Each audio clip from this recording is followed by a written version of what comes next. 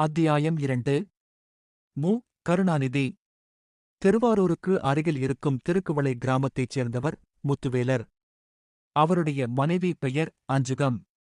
இவர்களுக்கு ஜூன் 3, 1924 அன்று ஆண் குழந்தை ஒன்று பிறந்தது. கருணாநிதி என்று பெயர் வைத்தனர்.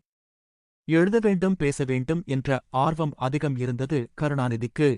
பள்ளியில் படிக்கும்போதே பத்திரிகை தொடங்க வேண்டும் என்ற ஆசை வந்தது. மாணவநேசன் என்ற பெயரில் கையெழுத்து பத்திரிகை ஒன்றைத் தொடங்கினார். பிறகு அந்த பத்திரிகை முரசொலியாக மாறி அச்சுப் பத்திரிகையாக மாறியது.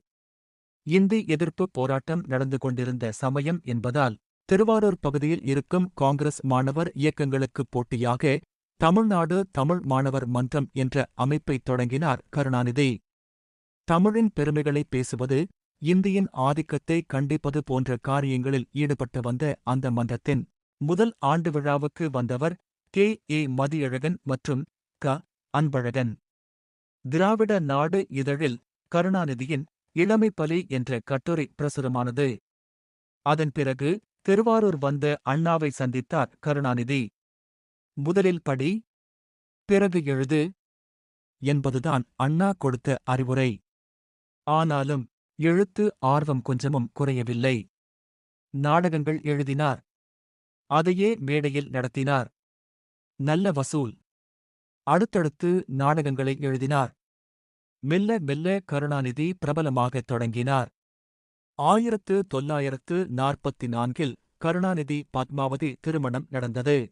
கருணாநிதி நடத்திய நாடகங்களை பெரியார், அண்ணா போன்ற முக்கிய தலைவர்கள் பலரும் பார்த்தனர். அவர்களுக்கெல்லாம் நன்கு அறிமுகமாகிவிட்டார்.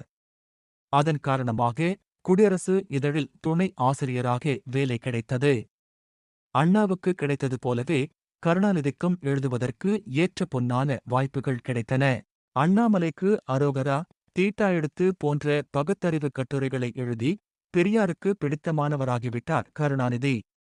நாடகங்கள் எழுதுவதில் ஆர்வம் உடைய கருணாநிதிக்கு சினிமா வாய்ப்பு குடியரசில் வேலை செய்தபோதுதான் வந்தது. ராஜகுமாரி, அதன் பிறகு மந்திரி குமாரி, மருத நாட்டு இளவரசி, மணமகள் என்று நிறைய படங்களுக்கு வசனம் எழுதினார்.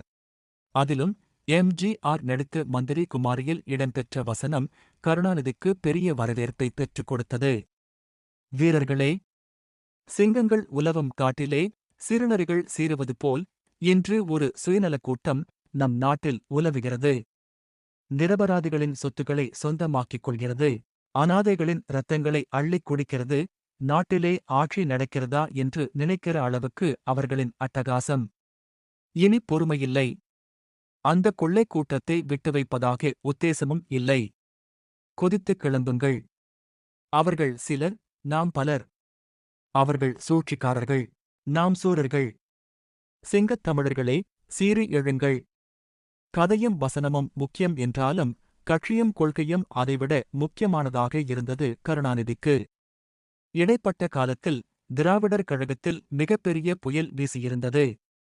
பெரியாருக்கும் அண்ணாவுக்கும் இடையே கருத்து வேறுபாடு வளர்ந்து மணியம்மை திருமண விவகாரத்தால் முற்றிய நிலைக்குச் சென்று இறுதியில் தி.மு.க. என்ற புதிய கழகம் அண்ணா தலைமையில் உருவாகியிருந்தது. திமுகவின் மாநில பிரசாரக் குழுவில் இடம்பெற்ற கருணாநிதிக்கு அப்போது கட்சியும் சினிமாவும் இரண்டு கண்களாக இருந்தன. திமுக வளர்ச்சிப் பாதையில் பயணித்தபோது அதன் பிரசார பீரங்கிகளுள் கருணாநிதி முக்கியமானவர். தேர்தலில் போட்டியிட வேண்டும் என்று திமுக முடிவெடுத்தபோது கருணாநிதிக்கு கொடுக்கப்பட்ட தொகுதி குளித்தலை.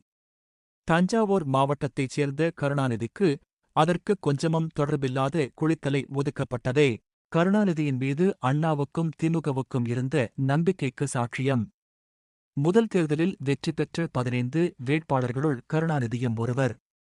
திமுகவின் சட்டமன்ற குழு கொறடாவாக நியமிக்கப்பட்டார் கருணாநிதி.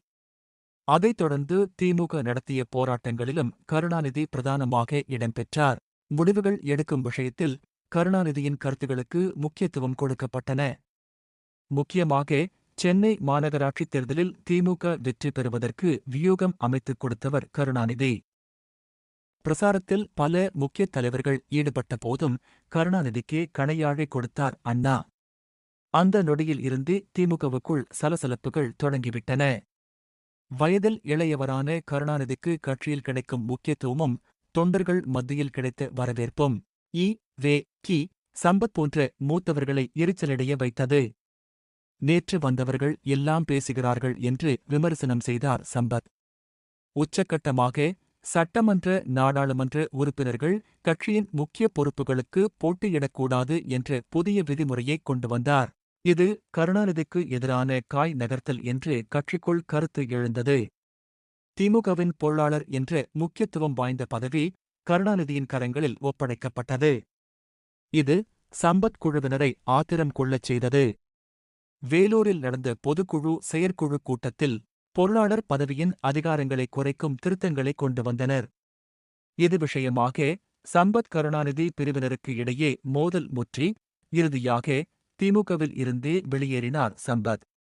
பெரியாரை எதிர்த்து தனி இயக்கம் உருவாக்கிய போது அண்ணாவுக்கு நேசக்கரம் நீட்டியவர் பெரியாரின் அண்ணன் மகன் இ. வே. கி. சம்பத். ஆனால் சம்பத்துக்கும் கருணாநிதிக்கும் மோதல் நடந்தபோது கருணாநிதிக்கு ஆதரவாகவே இருந்தார் அண்ணா என்பது குறிப்பிடத்தக்கது. 1962 தேர்தலில் திமுகவின் 15 சட்டமன்ற உறுப்பினர்களையும் தோற்கடித்துக் காட்டுவேன் என்று காமராஜர் வியூகம் வகுத்தார்.